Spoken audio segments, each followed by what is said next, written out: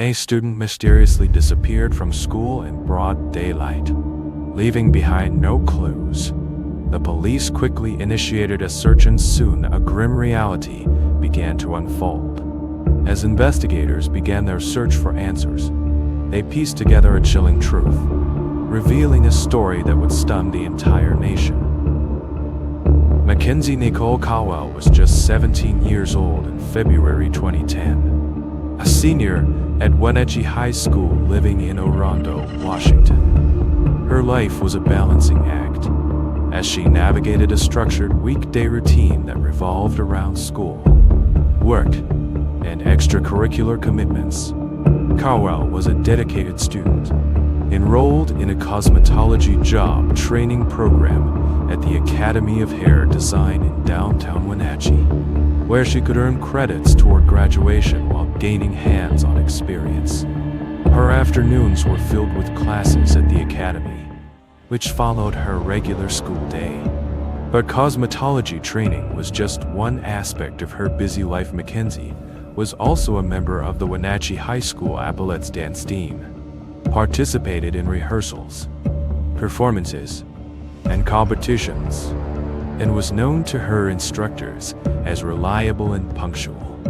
Outside of school, she had a budding career as a model, scheduling photo shoots around her academic and training obligations. Despite her packed schedule, McKenzie maintained regular contact with her family, adhering to established household rules, including a strict evening curfew. She was in constant communication with her loved ones, frequently using her phone and text messages to update them on any changes in her schedule. According to her family, it was highly uncharacteristic of McKenzie to miss her curfew or fail to respond to calls. She was someone who valued her relationships and respected the rules. At the time of her disappearance, McKenzie was juggling multiple responsibilities, meeting high school graduation requirements, pursuing vocational training, and participating in extracurricular activities. Her days followed a predictable pattern, one that would later serve as a crucial baseline for investigators, allowing them to quickly identify when that routine was disrupted and ultimately to piece together the events surrounding her disappearance. On February 9, 2010, McKenzie Cowell followed her usual afternoon routine, attending classes at the Academy of Hair Design in downtown Wenatchee. Shortly after 3 p.m., she informed her classmates that she needed to step out for a brief moment, intending to return within 15 minutes. She even asked if she needed to formally sign out for such a short break, a question that reflected her responsible nature. Surveillance cameras at the academy captured McKenzie's exit through a rear door as she walked alone across the parking area, got into her red Pontiac Grand Prix, and drove away. These images would prove to be the last confirmed visual record of her alive. At approximately 3:40 p.m., McKenzie sent a text message to her boyfriend, casually asking, "Hey, what's up?" He responded shortly afterward, and that exchange marked the final confirmed activity on her phone. After that point, there were no additional calls or messages sent from the device, an unsettling silence that would soon raise alarms. As classes at the academy came to a close around 5 p.m., McKenzie failed to return to the building. Initially, staff didn't think much of it, as students occasionally left early.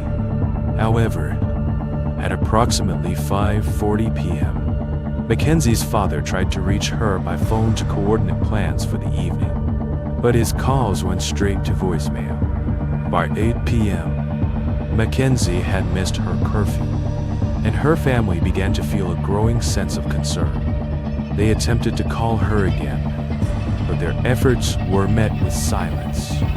That same evening, a homeowner in a remote area of Chelan County reported an unfamiliar vehicle parked near his driveway.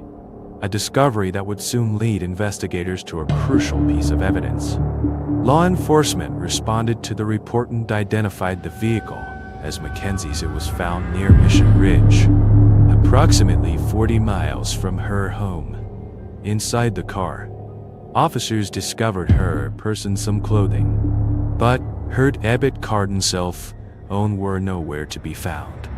The only sign of human presence was a single set of footprints in the snow near the vehicle, a hauntingly solitary impression. The location of the car, the absence of the phone, and McKenzie's failure to return to school or contact her family all marked a clear deviation from her normal routine. At this point, police began reading the situation as a missing person case and initiated a search focused on reconstructing her final movements, a painstaking process that would ultimately lead them to unravel the mystery of her disappearance.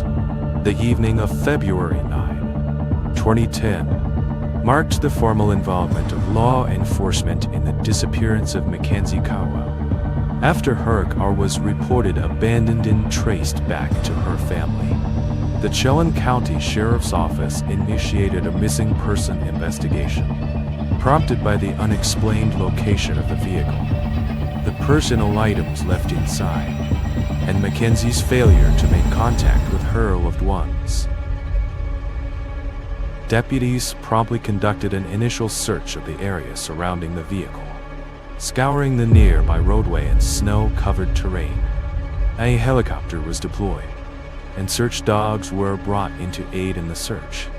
The canine search detected McKenzie sent inside the car, but unfortunately, it did not lead to any tracks or signs of her presence away from the scene. Investigators carefully documented a single set of footprints near the vehicle, but there was no indication of a struggle or multiple individuals moving through the area, a hauntingly solitary finding. Search warrants were swiftly issued for McKenzie's phone records and online activity, as investigators sought to piece together her final moments. They confirmed that her phone had gone silent shortly after the final text message sent that afternoon, and there was no record of any financial activity after her disappearance, with no evidence suggesting that she had voluntarily left the area. Authorities expanded the search and requested assistance from the FBI, bringing in additional resources to aid in the investigation. And on February 13, 2010, a passerby made a devastating discovery. A body was found along the banks of the Columbia River, near Crescent Bar, approximately 20 miles from Wenatchee. Deputies quickly secured the scene and notified the multi-agency task force. As the reality of the situation began to sink in, the body was identified as McKenzie Cowell, and the details of the scene were meticulously documented. She was found fully clothed, with her feet in the water, and located roughly 50 yards from a vacant house that was listed for sale. The placement of the body suggested that it had been transported to the site, rather than occurring naturally at that location, a grim indication of the events that had unfolded. The autopsy revealed the shocking truth: McKenzie had died on February 9, the same day she was last seen. The cause of death was determined to be homicide by strangulation and stab wounds to the neck, with blunt force trauma to the head. A knife was found embedded in her shoulder, and investigators noted evidence that the perpetrator had attempted to sever one of her arms after death, a brutal and disturbing detail. No evidence of sexual assault was found, but the brutality of the crime was undeniable. With the recovery of McKenzie's body and the autopsy findings, investigators formally confirmed the case as a homicide, and the focus of the investigation shifted from locating a missing person to identify who had killed her and how she had been moved from her past known location to the riverbank. The search for justice had begun, and the quest to uncover the truth behind McKenzie Cowell's tragic death was underway. With the confirmation of homicide, investigators swiftly formed the McKenzie Cowell Task Force, a multi-agency team comprising officers from Wenatchee, East Wenatchee, Chelan County, and Douglas County, with valuable assistance from the FBI. The task force's primary objective was to meticulously reconstruct McKenzie's final movements, utilizing evidence recovered from her car, phone records, and witness accounts.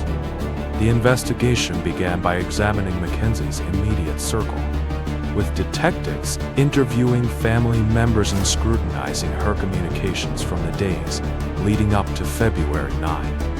A thorough review of phone records revealed no outgoing activity after the 3:42 p.m. text message, and there was no debit or credit card use after she left the academy. This crucial information suggested that her disappearance occurred shortly after she drove away from the school. To further piece together the events surrounding McKenzie's disappearance, investigators examined surveillance footage from the Academy of Hair Design. The video showed McKenzie leaving the building and entering her car alone, with no footage of anyone approaching her in the parking area. This narrowed the window of potential contact to the moments after she drove away, highlighting the importance of identifying any potential witnesses or individuals who may have interacted with her during this time. Witness canvassing around the location where McKenzie's car was found yielded new information, as 3 residents reported seeing a thin man wearing dark clothing walking away from the area between approximately 4:30 and 5:30 p.m. However, no witnesses reported seeing McKenzie on foot, and the lack of multiple footprints, combined with the canine's failure to track her scent away from the vehicle, suggested that she did not leave the area on her own. As the investigation progressed, early attention turned to people McKenzie was known to trust. Detectives interviewed her boyfriend, Joaquin Villaseno, and administered a polygraph examination.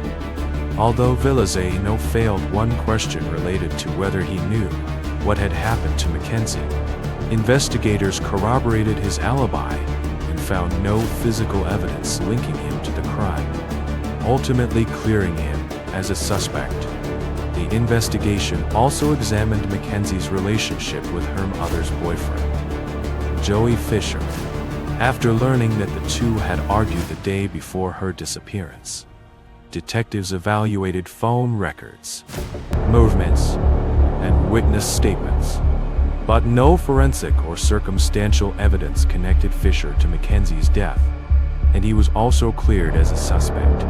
The case took a dramatic turn when a police informant, Liz Reed, contacted investigators, claiming that 2 men, Sam Cuevas and Emmanuel Cerros, had murdered McKenzie after mistaking her for a police informant. Reed stated that she had been shown a video of the killing and provided details about the alleged murder weapon before those details were publicly released. Investigators treated the information as credible and devoted weeks to examining the claim. But ultimately, Cuevas and Cerros were interviewed extensively, and their phone records, work schedules, and witness statements placed them elsewhere at the time of McKenzie's disappearance. No physical evidence connected either man to the crime scene, and Reed later retracted parts of her story, including the claim that she had seen a video of the murder, raising serious concerns about her reliability. With this lead exhausted, investigators reassessed the case, returning to the Academy's student roster and re-examining timelines. They identified that another student had left the school shortly after McKenzie on February 9, and that individuals' movements during the critical time window were largely unaccounted for. At the same time, investigators received multiple tips describing that student's fascination with death and violent crime. These tips prompted detectives to begin a focused review of his background, movements, and forensic profile, marking the transition toward a new suspect-driven phase of the investigation. The investigation into McKenzie Cowell's disappearance took a significant turn when detectives identified Christopher Scott Wilson as the student whose movements overlapped most closely with McKenzie's disappearance.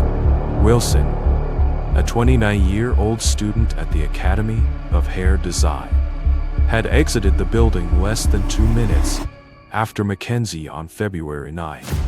However, his whereabouts for the remainder of the afternoon could not be independently verified, raising suspicions about his potential involvement. As investigators reviewed tips received over the previous months, a disturbing pattern emerged. Several individuals described Wilson as having a fixation on death and serial killers. One informant, Theo Case, sent a letter from jail stating that Wilson had spoken about dead bodies and violent acts. Other classmates reported that Wilson had claimed to work in funeral homes and had expressed an interest in cutting bodies. While these statements were not treated as evidence on their own, they certainly raised red flags about Wilson's character and potential motives. The investigation shifted dramatically when forensic testing produced results from evidence recovered at Crescent Bar. A piece of duct tape found near McKenzie's body contained both her blood and male DNA. Wilson had voluntarily provided a DNA sample earlier in the investigation, and the Washington State Patrol Crime Lab determined that the male DNA profile on the duct tape was consistent with Wilson's paternal lineage. This result placed Wilson's genetic material at the location where McKenzie's body was found, a crucial piece of evidence that linked him to the crime scene. As investigators compared this evidence with Wilson's known movements, they confirmed that he had left the beauty school shortly after McKenzie and that his phone records did not place him at a verified location during the critical time window. Witness statements further strengthened the focus on Wilson, with 3 people reporting seeing a man matching his description walking away from the area where McKenzie's car was abandoned. No evidence placed McKenzie with any other identified individual during that period, making Wilson the prime suspect. Based on the cumulative findings, surveillance timing, lack of alibi, witness descriptions, and DNA evidence, investigators arrested Christopher Scott Wilson on October 6, 2010, on suspicion of second-degree murder. When questioned, Wilson declined to answer and requested an attorney, exercising his right to remain silent. The search warrants executed on Wilson's residence, a basement apartment beneath a salon building, yielded additional incriminating evidence. Investigators located bloodstains in the carpet and padding, which laboratory testing confirmed belonged to McKenzie Cowell. The presence of McKenzie's blood in Wilson's residence was a damning discovery, and no explanation was provided to account for its presence. At this stage, investigators concluded that they had identified the primary suspect responsible for McKenzie's death and began preparing the case for prosecution, while they continued to evaluate whether any additional individuals had assisted before or after the crime. The evidence pointed overwhelmingly to Christopher Scott Wilson as the perpetrator of this heinous crime. Christopher Scott Wilson was sentenced to 14 years and 3 months in prison. The court record included Wilson's signed statement, a stark admission that he had caused McKenzie Cowell's death by strangulation and stabbing.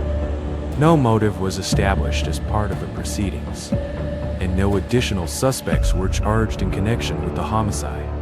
After sentencing, Wilson filed motions seeking to withdraw his guilty plea, arguing that pretrial publicity on juror bias would have prevented a fair trial, and that he accepted the plea under pressure, rather than as an admission of guilt.